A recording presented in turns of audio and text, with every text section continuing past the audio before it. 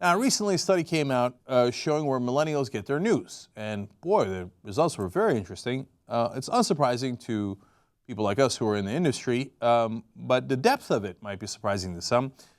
Apparently, 61% of millennials get their news from Facebook. That's a big, big number. And then the list goes from there. 44% get the news from CNN, 37% from local TV. Honestly, I'm surprised by that. I know the dinosaurs on TV thinks everybody watches local TV, but I'm surprised any millennial watches local TV.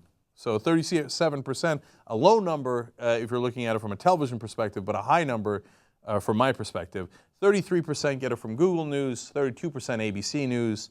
And what Bill O'Reilly is a little upset about is Fox News all the way down to 30% there. So Facebook has lapped them, twice as strong in this category. So O'Reilly's flummoxed by this. He's going to have Bernie Goldberg, another 98-year-old, on his program to have him explain what is going on here. Let's watch. It asks millennial Americans ages 18 to 33 how they get their news. 61% say Facebook, 33% Google News, 27% Yahoo News. Now, I don't know what any of that means. You can get news several ways. One, you see an article on the internet that you like, you put it on your page, and all your friends, that's what they're called, all your friends, then have a choice of reading the article or not. That's one way. Another way is you can like, again, that's another technical term, you can like, think of it, Bill, as a modern-day newsstand. You can get reliable, solid news, you can get unreliable, vile news also. Who didn't love that? They are called your friends, and I'm going to use a technical term here, Bill. They like you. I think O'Reilly was being only partly tongue-in-cheek. I don't believe he uses Facebook. I believe that he does not understand how to use it at all. I believe that he is totally surprised by this and does want the kids to get off his lawn.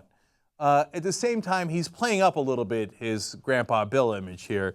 But I think it is genuine when Goldberg has to explain it to him in simple terms. And remember, they have to explain it to their audience in simple terms because the average audience age of Bill O'Reilly's audience is 72. Okay, so let's keep going. This worries me a little bit. I'll tell you why.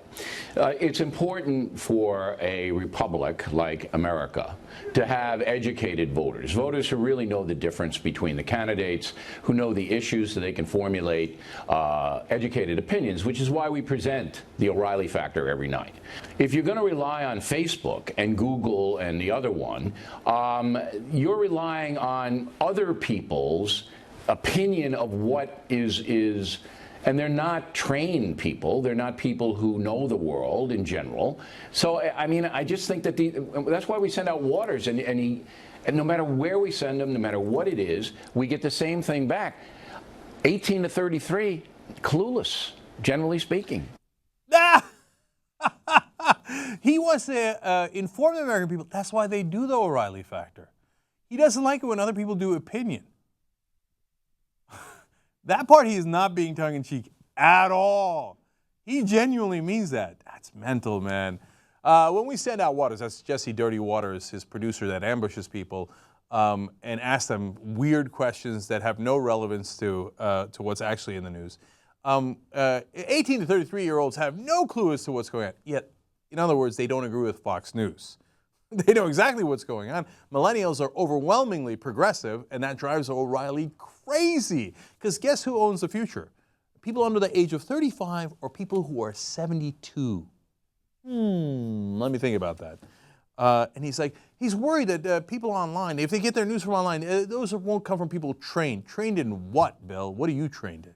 What are all the Fox News clowns? What is Brian Kilmeade trained in? The reality is, you schmuck, the New York Times is online.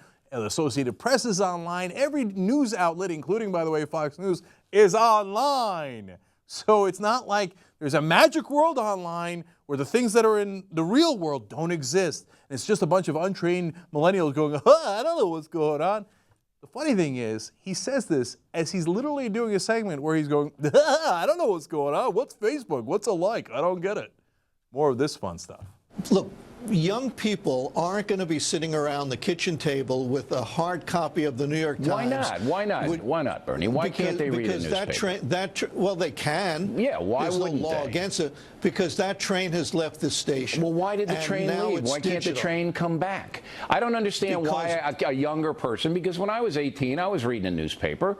There was no internet. There was no internet. It's a different delivery system. Now I read the newspaper. But you're making it sound, and by the way, I'm sort of with you in I think it's an abdication of responsibility to rely on the internet for your information. I really do.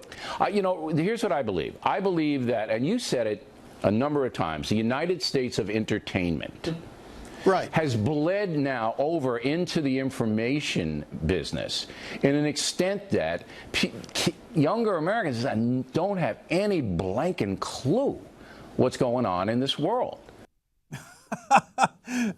Study after study has shown that Fox News audience is the most misinformed audience of almost anyone on television.